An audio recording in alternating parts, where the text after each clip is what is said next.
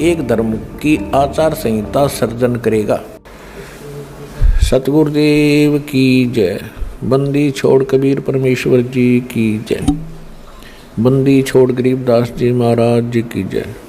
स्वामी रामदेवानंद जी गुरु महाराज जी की जय हो।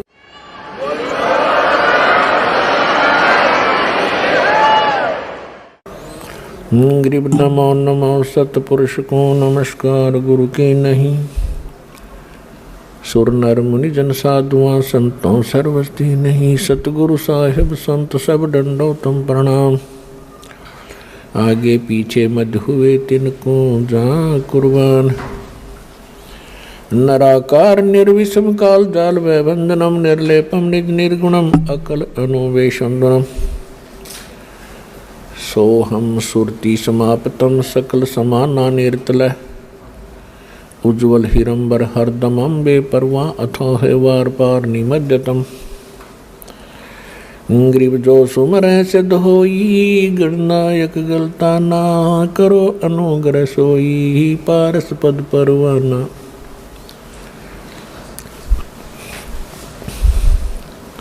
आदि गणेश बनाओ गणनायक देवन देवा।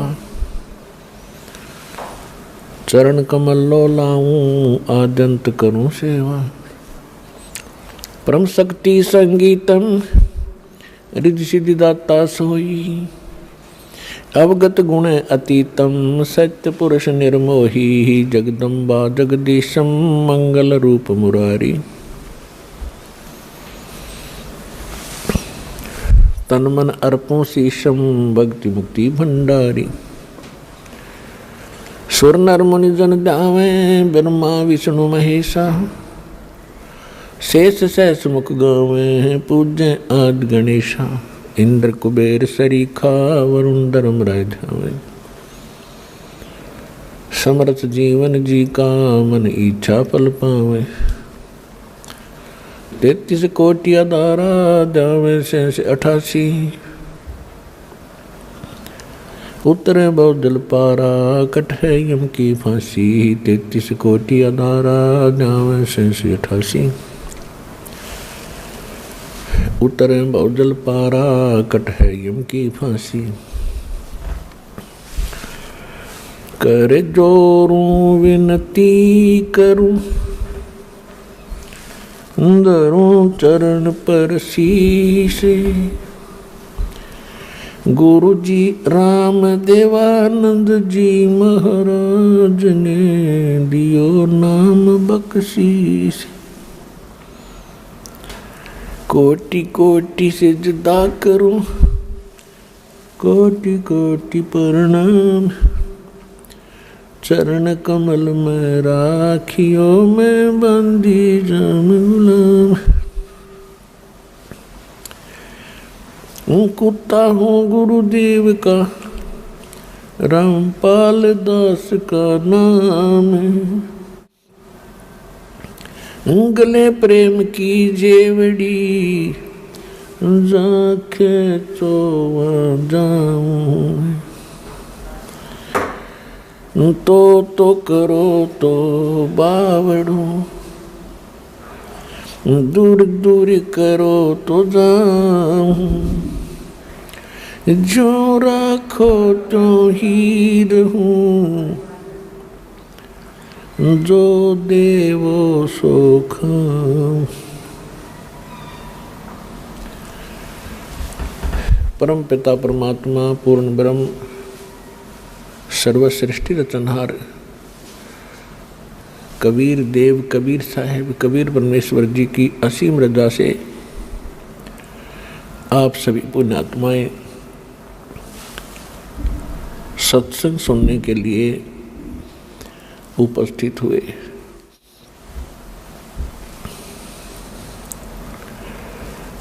परमात्मा सत्संग करने के लिए स्वयं ही आते हैं सतलोक से चलकर। सत्संग का अर्थ होता है जिसके अंदर यथार्थ आध्यात्मिक ज्ञान बताया जावे और उसके अतिरिक्त कहीं पर भी सत्संग के नाम से कोई चर्चाएं होती हैं, जो यथार्थ ज्ञान नहीं होता, तत्व ज्ञान नहीं होता, तो वो सत्संग नहीं होता। तो सबसे पहले तो मनुष्य जीवन प्राप्त होना ही बहुत ही दुर्लभ बताया। मनुष्य जीवन प्राप्त करके फिर सत्संग का मिलना उससे भी दुर्लभ है। और आज आपको वो दोनों ही सुलभ हैं।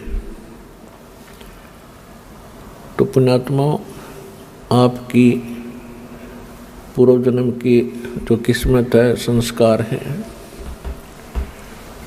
वो दिव्य हैं, अलौकिक हैं, अथाह हैं। सूक्ष्म वेद में बताया है कि लख बर सूरा जो दही, लख बर सावत दे, लख बर यति जहान में तब सतगुरु शरणा ले। जो इतने पुण्यकर्मी प्राणी रहे हों कभी युग युगांतरों में,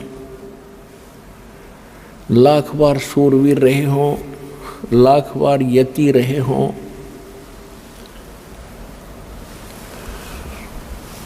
और लाखों बार कभी आप सावत शरीर प्राप्त हुआ हो, ये तीनों जन्म बहुत ही पुण्यकर्मी प्राणी को प्राप्त होते हैं।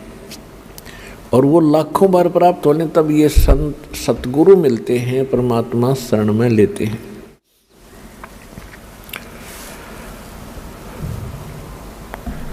तो सत्संग का एक विशेष महत्व सूक्ष्म वेद के अंदर बताया है। सूक्ष्म वेद क्या है? सूक्ष्म वेद गॉड गिवन स्पिरिचुअल नॉलेज है, परमात्मा का दिया हुआ यथार्थ ज्ञान है, अध्यात्म ज्ञान है।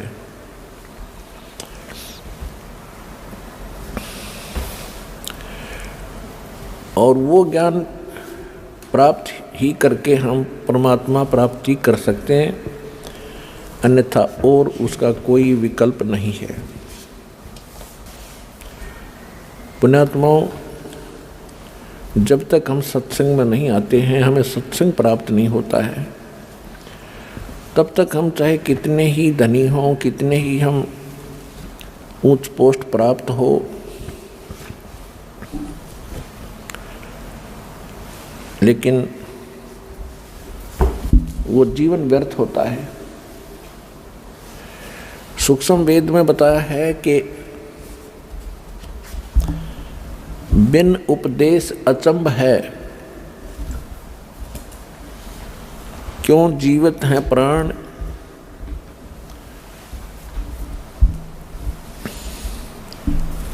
और भक्ति बिना काठोर है, ये नर नाही पाषाण। क्या बताते हैं कि जो व्यक्ति परमात्मा की साधना नहीं करते, हमें बहुत आश्चर्य है कि वो किस आधार से जी रहे हैं, किसको आधार मानकर संसार में रह रहे हैं। यदि हम अपने परिवार को अपना मानते हैं, ये अपना नहीं है। यदि हम संपत्ति को अपना मानते हैं तो संपत्ति अपनी नहीं है, क्योंकि मृत्यु होने के उपरांत ये हमारे साथ नहीं जाती। उसके विषय में बताया कि काया तेरी है नहीं, ये माया कहाँ से हो। ये बोले प्राणी, जब तेरा बॉडी तेरा नहीं, ये शरीर तेरा नहीं, तो इस माया को तू अपना मानकर कैसे निश्चिंत हो गया? यही अज्ञानता का मूल कारण है। परमेश्वर कहते हैं, क्या मांगूं कुछ थिर ना रहाई, और देखत नैन चला जग जाई। 1 लख पूत 1.25 लाख नाती, उस रावण का आज कोई दीवा न बाती। जब आपको इस लोक की, इस स्थान की कंप्लीट संपूर्ण जानकारी होगी कि यू है क्या, यहाँ क्यों हम पैदा हो रहे हैं और पैदा हो गए तो मर क्यों रहे हैं, तो हमने एक सिंपल सा फार्मूला बना रखा है कि भाई जन्म है तो मृत्यु भी है। और हम संतुष्ट हुए क्योंकि हमारे पास इसका कोई विकल्प नहीं रहा, विकल्प नहीं था। और हमने इसको फाइनल प्रोसीजर मान लिया, इसको हार्ड एंड फास्ट रूल मान लिया कि ऐसा ही होता है, ऐसा ही होता ही रहेगा। अब परमात्मा ने सत्संग के द्वारा बताया है, 600 वर्ष पहले परमेश्वर स्वयं आए थे, काशी के अंदर एक जुलाहा की भूमिका करके दानक कहलाए और यथार्थ ज्ञान सुनाकर, बताकर, लिखवाकर अपने निज स्थान सतलोक में को चले गए। वहीं से आए थे, सहशरीर आए थे, सहशरीर चले गए और सतलोक के अंदर भी परमात्मा सहशरीर है, मानव सदृश है। तो उन्होंने 600 वर्ष पहले आके सत्संग किया था और उन हमारे धर्म गुरुओं ने जो स्वयं अज्ञानी थे, सद्ग्रंथों से अपरिचित थे, वो संस्कृत भाषा अवश्य जानते थे। उन्होंने कहा था कि कबीर साहब जो हैं, कबीर जी ये अशिक्षित हैं, ये सद्ग्रंथों को समझ नहीं पा रहे हैं, इसलिए ये सद्ग्रंथों के विपरीत बता रहे हैं, जबकि वो स्वयं विपरीत बता रहे थे, परमात्मा सत्य कह रहे थे। उसमें हमने उस अज्ञान को, जो हमारे धर्मगुरु कहा करते थे, सच्चा मान लिया और हम परमात्मा से दूर हो गए। अब परमेश्वर ने उस समय कहा था कि जब कलयुग 5500 वर्ष बीत जाएगा, चौथा युग जब कलयुग आई, तब हम अपना अंश पठाई। और कलयुग बीतते 5500 पाचा, जब ये वचन मेरा होगा साचा। कौन सा वचन? काल फंद छूटे नरलोई, सकल सृष्टि परवानी खोई। कि जब कलयुग की बिचली पीढ़ी का समय आवेगा, 5500 वर्ष कलयुग बीत जाएगा, उस समय पूरा विश्व इस सत साधना को लेकर के, सतनाम को प्राप्त करके पूरा विश्व भक्ति करेगा। परमात्मा के बच्चे भगवान को पहचानेंगे और सतलोक चले जाएंगे। तो परमात्मा ने कहा था कि जो आज मैं कह रहा हूँ, ये 5500 वर्ष जब बीत जाएंगे, तब आपको विश्वास होगा कि सचमुच सच्चाई क्या है और ये धर्मगुरु क्या बता रहे थे, परमात्मा क्या बताया करते थे। जो परमेश्वर 600 वर्ष पहले बताया करते थे, आज हमारे सदग्रंथों ने भी वही कहा और वही सेकंड किया, उसका समर्थन किया। तो पुण्यात्माओं, परमात्मा कहते हैं कि इस सत्संग में आने से ज्ञान हुआ कि यहाँ आप किस आशा को लेकर जी रहे हो, अपने परिवार को, संपत्ति को। परमात्मा कहते हैं ये तो आपको यहाँ फंसाए रखने के लिए एक काल का षड्यंत्र है, एक जाल है, जबरदस्त जुगाड़ है। और जब तक आप इसे नहीं समझ पाओगे तो ना भक्ति कर सकते और ना मोक्ष प्राप्त कर सकते। इसके समझने का ये नहीं है कि ये ना समझ लेना कि हमें परिवार की आवश्यकता नहीं है।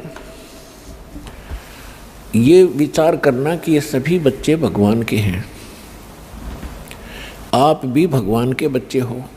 आपके संयोग संस्कार से कोई किसी भी भूमिका में है, कोई भी अभिनय कर रहा है, कोई बेटे का, कोई बेटी का, कोई पति और पत्नी का, सास और ससुर का, माता और पिता, चाचा ताऊ, भतीजों का। तो ये तो आपका यहाँ का बनाया हुआ नाते, रिश्ते और संस्कार हैं। ये सोच करके ये सभी परमात्मा के बच्चे हैं। तो इस प्रकार भगवान के बच्चों के साथ आपने कैसे व्यवहार करना चाहिए। एक मालिक का कोई बच्चा है तो नौकर उसके साथ कैसा व्यवहार करता है, अपना नहीं है, लेकिन अपने से ज़्यादा उसका टेक केयर करनी पड़ती है, देखभाल करनी पड़ती है। तो ये तो इस संकेत, समझदार को संकेत बहुत है इस संसार में, अपने परिवार में उसके साथ रहने के लिए।